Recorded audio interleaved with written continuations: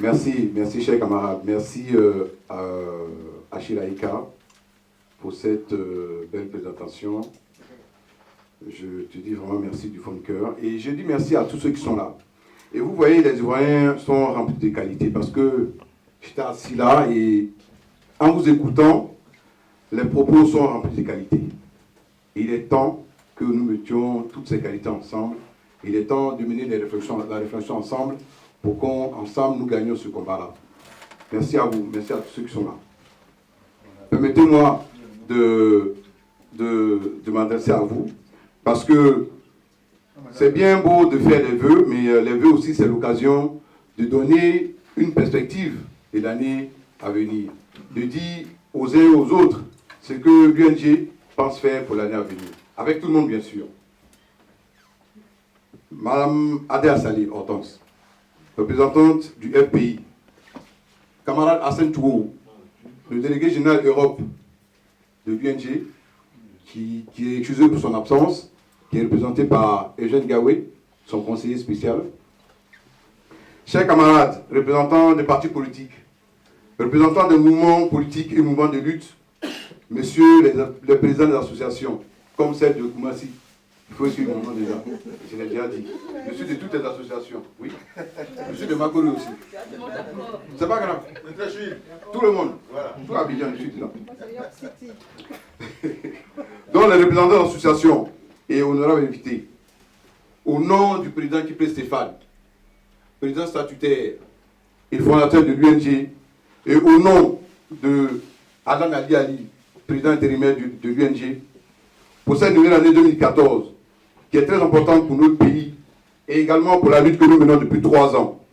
J'adresse à chacune et à chacun d'entre vous mes vœux les meilleurs et que la santé vous habite à tout moment de votre existence. Permettez-moi, à cet instant solennel, mes pensées vont en premier lieu au président Kipré Stéphane, qui, par la faute des hommes forts d'Abidjan, a dû quitter la Côte d'Ivoire pour avoir la vie sauve. Mon président, vous avez dit, et je cite, « Seul le développement peut apporter la paix en Côte d'Ivoire. » Fin des citations. Que l'année 2014 vous apporte la santé, la paix, qu'elle marque la fin de cet exil forcé pour retrouver votre famille, afin de continuer à œuvrer pour le retour de l'état de droit en Côte d'Ivoire. Dans la quête des voies et moyens à mettre en œuvre pour atteindre ce but essentiel, vous avez et vous aurez toujours mon soutien personnel et le soutien de la délégation que je dirige. Permettez-moi ici de souhaiter aussi mes vœux les meilleurs de l'année 2014 à son Excellence le Président Laurent Gbagbo. Que 2014 soit l'année de sa libération.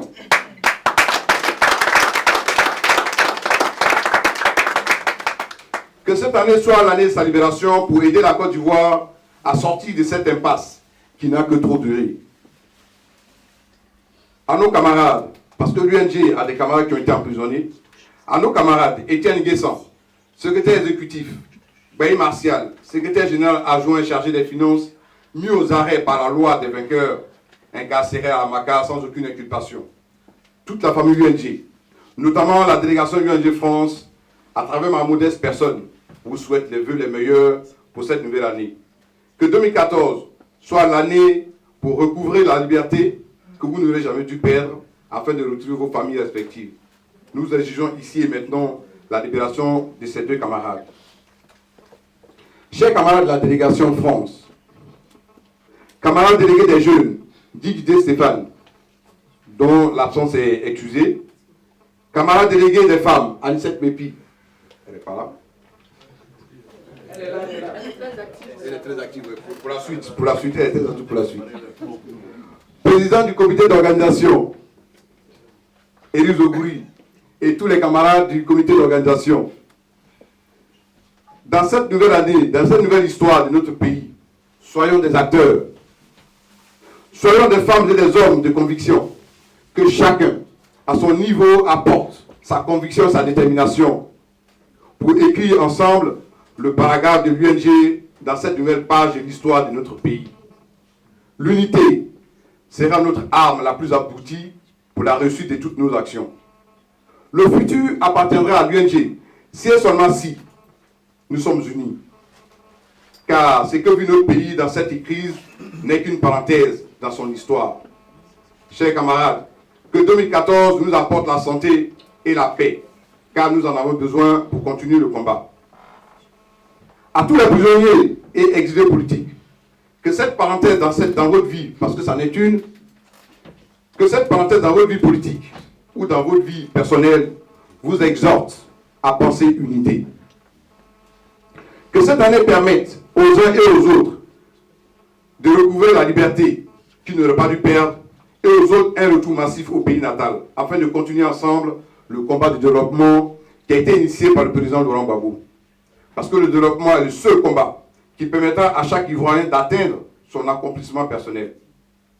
Aux Ivoiriens qui sont restés au pays, notamment à nos frères Ouai, qui ont payé et continuent de payer un lourd tribut sous les balles des FRC au vieux sud de l'ONU, à travers moi, tous les Ivoiriens épris de paix et de liberté, les Ivoiriens de la diaspora notamment, vous disent Yako, toutes nos pensées pieuses sont pour vous et pour toutes les victimes de cette crise. Que 2014 soit l'année qui mette fin à ce cauchemar que nous vivons éveillés. Après la pluie, le beau temps, dit le dicton, que 2014 soit l'année de notre beau temps. Chers amis, l'UNG, dans cette nouvelle année, a décidé d'orienter, d'axer ses perspectives 2014, principalement sur la jeunesse ivoirienne. Nous avons pensé, mes camarades et moi, que cette jeunesse, souvent oubliée en temps de paix, et exploitée, utilisée et victime en temps de crise armée, comme ce fut le cas en Côte d'Ivoire, mérite qu'on s'y intéresse. La jeunesse ivoirienne a payé un lourd tribut dans la crise qu'a connue notre pays. Personne ne l'ignore. Il ne s'agit pas ici seulement de rendre hommage à la jeunesse ivoirienne laissée pour compte et qui évolue dans une résidence permanente. Oui, hommage sera rendu à la jeunesse pour sa bravoure, son dynamisme et son engagement dans cette crise. Mais il s'agit ici de mener une réflexion commune pour aider cette jeunesse à avoir un avenir meilleur. Et on entend souvent dire que la jeunesse est le futur. Certes, mais dans notre pays, notamment en Côte d'Ivoire, la jeunesse est et surtout le présent. Un pays avec un pourcentage aussi élevé de jeunes ne peut évoluer sans en tenir compte. L'UNG, l'Union des nouvelles générations, dans cette structure fait une part belle à la jeunesse. Et nous assemblées, mes amis et moi, mes camarades et moi, et nous assemblées normales et naturelles de nous intéresser à cette jeunesse qui souffre tant. Cependant, pour aider cette jeunesse, il est bon de savoir de quoi elle souffre afin d'y apporter dans la mesure du possible des remèdes qui conviennent. Bien sûr, nous n'avons pas, mes camarades et moi, la prétention d'avoir des solutions magiques. Mais comme tout Ivoirien épris de paix et de liberté, nous voulons apporter à notre humble niveau notre pierre à l'édifice. Nous avons donc décidé de dédier cette nouvelle année à la jeunesse ivoirienne sous le thème « Les mots et remèdes d'une jeunesse ivoirienne décimée ». Le mot décimé ici prend toute sa valeur, prend tout son sens, quand on sait ce qu'a vécu la jeunesse ivoirienne dans cette fameuse crise post-électorale et la place qu'elle occupe aujourd'hui dans la société ivoirienne. Ceci nous permet de mettre des mots MOTS sur les mots MAUX dont souffre notre jeunesse, afin de trouver ensemble les idées pouvant y remédier. Nous avons énuméré un certain nombre de mots dont la liste n'est pas exhaustive. Dans cette liste, j'ai retenu le chômage et le manque de formation, qui sont, à mon sens, des éléments majeurs pour faire reculer les autres fléaux de la société, notamment la pauvreté et l'insécurité. La formation, dans tout son sens, le plus large possible, est la matrice, la pierre angulaire de toute société désireuse d'accéder au développement. La jeunesse de notre pays doit être formée, surtout en fonction des besoins. Certaines études font état du fait que les diplômes des jeunes ne sont pas en adéquation avec des postes proposés. Dans ce cas, il revient à l'État régalien de mettre en place des structures pour des formations pratiques qui collent à la réalité du terrain ou d'inciter les entreprises afin d'embaucher les jeunes avec une période d'apprentissage. Vu l'état de délabrement de la jeunesse ivoirienne, des programmes spécifiques doivent être mis en place pour rattraper ce qui peut encore être parce que le système scolaire et universitaire est en faillite totale. Le chômage, tout le monde le sait, est le mal absolu de ce siècle dans ce monde globalisé, tant dans les pays développés que dans nos pays sous-développés. À la différence que dans les pays développés, les sociétés sont abouties ou sont en passe de devenir d'être abouties. Tandis que dans nos pays, chez nous, nous avons encore tout à faire. Nous avons tout à construire. Et comment allons-nous faire pour exploiter le potentiel si nous délaissons notre jeunesse? Comment allons-nous faire pour exploiter ce potentiel si nous n'écoutons pas notre jeunesse? Le chômage fait des ravages dans la jeunesse ivoirienne. Il anéantit tout espoir d'un avenir radieux pour les jeunes parce que les gouvernants les ignorent. Prêtons ensemble, chers amis, une oreille et écoutons nos jeunes qui fourmillent d'idées et il reviendra au gouvernement de faire le tri. Je conviens que la période des États-providence en Afrique, notamment en Côte d'Ivoire, est révolue. Mais comment faire entrer nos jeunes sur le marché du travail inexistant si nous ne les écoutons pas? Dans nos pays où nous avons tout à faire, la formation prend ici tout son sens. Une fois formés, incitons nos jeunes à l'entrepreneuriat privé. Et il revient à l'État d'impulser, d'initier le mouvement par des financements massifs de projets de jeunes créateurs d'emplois et de richesses. Pour que tout ceci soit possible, il faut créer des conditions. Il faut créer des conditions pour permettre à nos jeunes d'avoir accès à la formation. Créons des conditions pour permettre à nos jeunes de nous surprendre par leur ingéniosité, par leur dynamisme. Créons des conditions pour que les jeunes donnent la pleine mesure de leurs possibilités, la pleine mesure de leur créativité.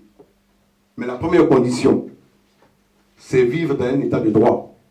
Déjà, pour que les jeunes puissent avoir des idées, il faut qu'ils vivent dans un état de droit, dans un premier temps. Il faut aussi que les jeunes vivent dans un état où sortir le soir n'est pas source d'inquiétude. Il faut vivre dans un pays où il n'existe pas de zones de non-droit pour que les jeunes soient en paix et qu'ils nous fassent savoir leur ingéniosité. Et vivre dans un état de droit où on n'a pas de zone de non-droit, c'est dire que nous vivons dans une société apaisée. Mais vivre dans une société apaisée, ça veut dire qu'il y a eu une réconciliation qui a été faite en Côte d'Ivoire pour vivre dans une société apaisée. Et c'est pour ça que l'UNG, depuis le début de cette crise, nous crions fort avec tous les mouvements politiques, et de lutte, que nous exigeons la libération du président Laurent Gbagbo. Parce que c'est la pierre angulaire, c'est le gage ultime pour que la réconciliation soit vraie.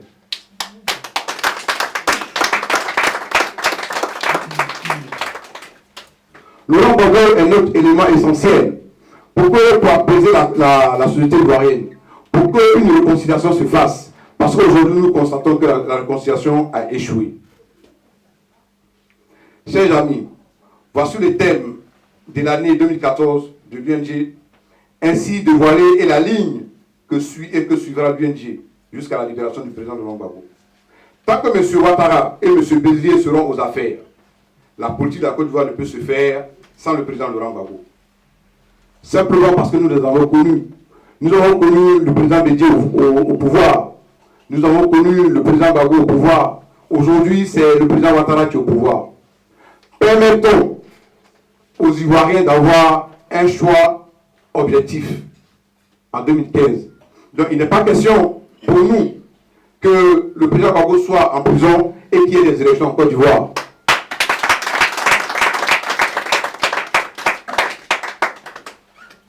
Le deuxième point, c'est que nous constatons aussi que la réconciliation est au point mort, alors que M. Bédié est en Côte d'Ivoire et que M. Ouattara est au pouvoir.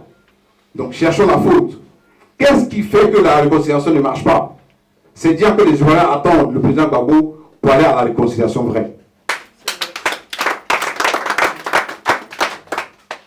Chers amis, faisons donc attention aux pièges cousus de fil blanc que nous tendent les ennemis de la paix en Côte d'Ivoire.